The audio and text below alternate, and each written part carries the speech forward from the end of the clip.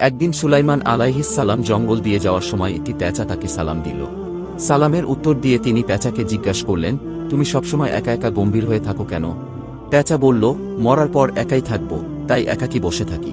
এরপর সুলাইমান আলাইহিস সালাম জিজ্ঞাসা করলেন, তুমি শস্যদানা খাও না কেন? সে উত্তর দিল, কারণ এর জন্যই আদম আলাইহিস সালামকে জান্নাত থেকে বের করে দেওয়া হয়েছিল।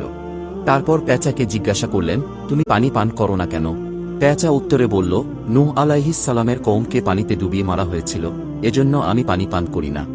সুলাইমান আলাইহিস সালাম এরপর জিজ্ঞাসা করলেন, তুমি লোকালয়ে না থেকে কেন ঝোপঝাড়ে থাকো? পেঁচা বলল, এখান থেকে আমি বলতে থাকি কোথায় তারা যারা একদিন এখানে ছিল। তারপর পেঁচাকে জিজ্ঞাসা করলেন, তুমি দিনে বের না হয়ে রাতে বের হও কেন?